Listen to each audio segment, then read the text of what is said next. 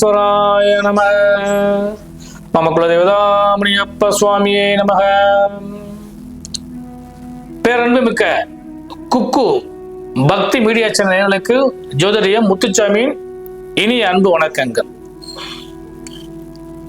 இலகிய மனது எவருக்கும் எதையும் விட்டு கொடுக்கும் தன்மையும், எந்த பாதிப்புகள் ஏற்பட்டாலும் அதனை சுமை தாங்கி போல் சுமக்கும் குணமும் கொண்ட கடகராசி அன்பர்களே, உங்களுக்கு இந்த நிகழும் மங்களகரமான ஸ்ரீ விசுவாவசு வருஷத்தின் மார்கழி மாதத்திற்கான பலாபலங்களை எடுத்துரைக்கின்றேன்.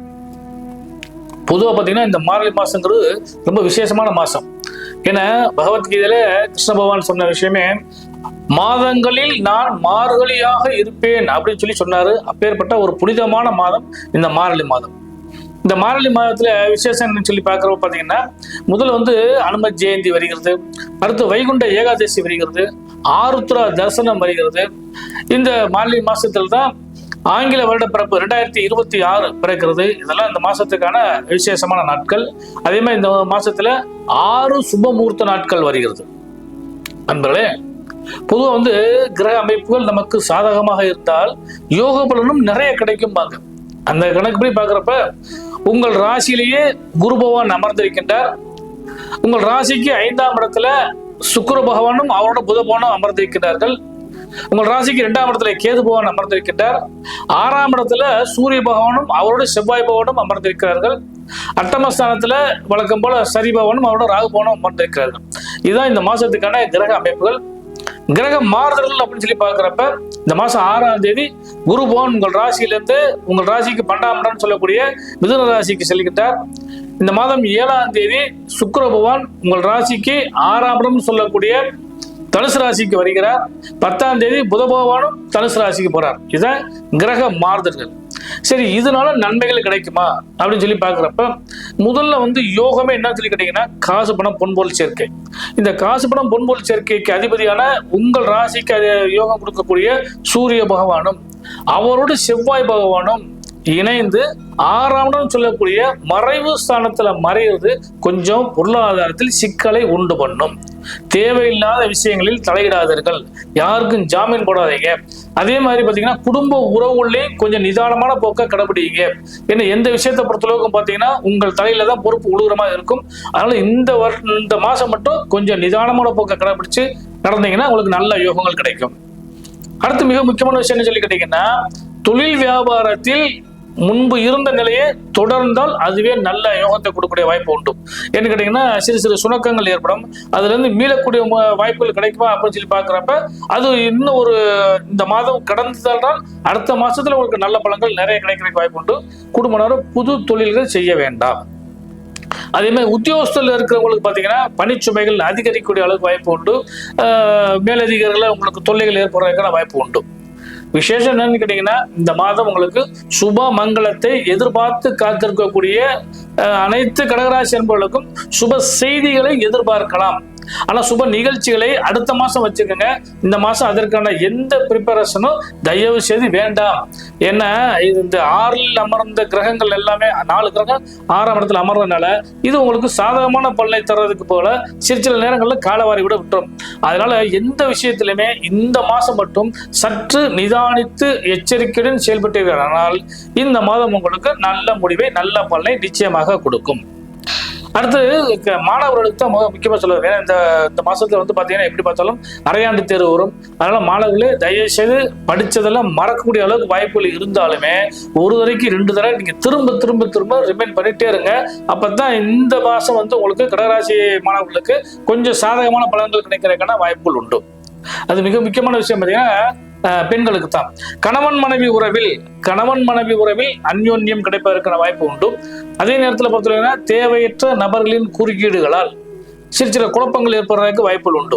உடல் ரீதியாக, மன ரீதியாக, பண ரீதியாக சற்று நிதானித்து நடந்தீர்களானால் கடகராசி அன்பர்களுக்கு இந்த மாதம் நற்பலனை எதிர்பார்க்கலாம். இது நான் உங்களுக்கு பயமுறுத்துறதுக்காக சொல்ல உங்களுக்கு. ஏன்னா கிரகங்கள் அனைத்துமே 6ஆம் இடத்துல போய் மறைவு இருக்கிறீங்களா. 6ஆம் இடம் எப்படிங்கிறது எப்பயுமே சத்துருஸ்தானம் சொல்லுவோம். அதே நேரத்தில் அந்த ஸ்தானம் வெற்றி ஸ்தானமும் கூட. அது இது வெற்றியாக்குறதா அல்லது சத்துருக்குள்ள மாற்றுறதா அப்படிங்கிறது. ஏன்னா எதிரிகள் வந்து கைகோர்த்து வருவார்கள். கடன், நோய், வம்பு வழக்கு கைகோர்த்து வரும்னு சொல்லுவோம். அதனால இதெல்லாம் வர்றதை சமாளிக்கிறது வந்து இந்த மாசம் உங்களுக்கு மிகப்பெரிய சவாலான விஷயமாவே இருக்கும். கொஞ்சம் நிதானமா நடந்து போங்க, அது கடந்து போறதுக்கான வாய்ப்பு நிச்சயமாக கிடைக்கும். இந்த மாதத்தில் நீங்கள் வழிபட வேண்டிய தெய்வம் அப்படின்னு சொல்லி பார்க்குறப்ப முதல்ல வந்து நம்ம சொன்ன மாதிரி ஆஞ்சநேயரை வழிபாடு பண்ணுங்க. அடுத்து வந்து ஆருத்ரா தரிசனம் வருகிறது, சிவபெருமான வழிபாடு பண்ணுங்க. அடுத்து வந்து வைகுண்ட ஏகாதசி வருகிறது, பெருமாளை வழிபாடு பண்ணுங்க. உங்களுக்கு இந்த மாதம் உங்களுக்கு சுபமான மாதமாக அமைய ஜோதிடரின் இனிய அன்பு நல்வாழ்த்துக்கள்.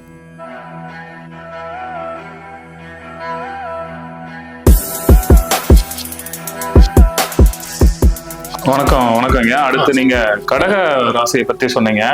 அதுல பாத்தீங்கன்னா ஒரு முக்கியமான கேள்வி, அதாவது யோகாதிபதி செவ்வாயும் தனாதிபதி சூரியனும் பாக்கியாதிபதி குருவும் இந்த ராசிக்கு 6, 12 மறைகிறார்களே, சோ அத சுபபலங்கள் கிடைக்குமா? இதுதான் கேள்வி. கேள்வி ரொம்ப சிறப்பான கேள்வி. முதல் தனாதிபதி சூரியன், பாக்கியாதிபதி செவ்வாய், இவங்க 2 பேரும் சேர்ந்து உட்கார்ற இடம் பாத்தீங்கன்னா நட்பு வீட்டுலதான் உட்கார்றாங்க. அப்ப நட்பு விடுங்கிறப்ப அவரும் வந்து குருவும் பாக்குறாரு, நட்பு கிரகமும் பாக்குது.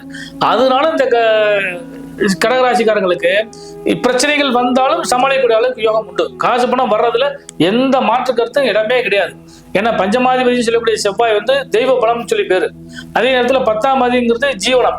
அப்ப தொழில் ரீதியாகவும் சரி, தெய்வ பலத்திலையும் சரி, உங்களுக்கு காசு பணம் நிச்சயமா வந்துட்டே இருக்கும். குரு பலத்தால நீங்க எல்லாத்தையும் ஜெயிக்கக்கூடிய அளவுக்கு வாய்ப்பு உண்டு.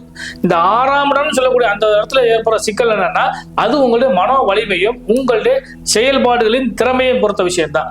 மற்றபடி நிச்சயமா வரப்போறது பணம் வரத்தான் செய்யும், மாட்டுக்கிறதுக்கு இடமே இல்லை. நீங்க சொல்லுவதை பார்த்தா கடகராசி நேயர்கள் வந்து இந்த மார்கழி மாதம் பணப்புழக்கமோ அல்லது பண வரவு அதிகமா இருக்குன்னு சொல்றீங்க. தனவாக்கிய குடும்பமே நல்லா இருக்குன்னு சொல்ல வரேன். சிறப்பு. அதாவது அதுல இன்னொரு கேள்வி இதேதான், அந்த தனபாக்கியம் நம்ம உறுதி பண்ணணும் இல்லையா, எந்த மாதிரியான கடவுள்ல போய் வழிபட்டா மேலும் நமக்கு சிறப்பாக அமையும் என்பதையும் நீங்க சொல்லிட்டீங்கன்னா நல்லா இருக்கும். சார், முதல் விஷயமே பாத்தீங்கன்னா 5ஆம் இடம்ங்கிறது குலசாமி. நான் முதல் சொன்னேன் 5ஆம் இடம் குலசாமி. குலசாமியவே நீங்க வழிபாடு பண்ணுங்க, இஷ்ட தெய்வத்தையும் வழிபாடு பண்ணுங்க. ஏன்னா நம்ம அதாவது தனுசு ராசியில பொறுத்தளவு பாத்தீங்கன்னா இந்த மாதம் முழுவதுமே வந்து சுபமான மாதம்னு சொன்னேன். அதே ஆஞ்சநேயருடைய ஜெயந்தி வருகிறது, அனுமதி ஜெயந்தி வருகிறது, அதே மாதிரி வந்து வைகுண்ட ஏகாதசி வருகிறது, ஆருத்ரா தரிசனம் வருகிறது. இதுலலாம் இறைவன் வந்து உங்களுக்கு கை கொடுத்து உதவுறதுக்கு தயாரா இருக்கிறார். சிக்கனா பட்டினேன் சிவபெருமானேங்கிற மாதிரி நீங்க இந்த தெய்வத்தை தொழுதாலே போதும், உங்களுக்கு நல்ல பலன் நிச்சயமா கிடைக்கும். இவர்களுக்கு இந்த மாதம் எதுவும் உடல் ரீதியான பிரச்சனைகள் எதுவும் ஏற்பட வாய்ப்பு உள்ளதா? உடல் ரீதியான பிரச்சனை அப்படிங்கிறத விட சற்று மனம் ரீதியா, அதாவது சந்தோஷத்திலேயே சிலவங்களுக்கு கொஞ்சம் பிரச்சனை வரும்னு சொல்ல முடியல, அந்த மாதிரி ஏற்படுறதுதான் வாய்ப்பு உண்டு. உடல் ரீதியா பெரிய அளவுக்கு பாதிப்புகள் வராது. நன்றிங்க. நன்றிங்க.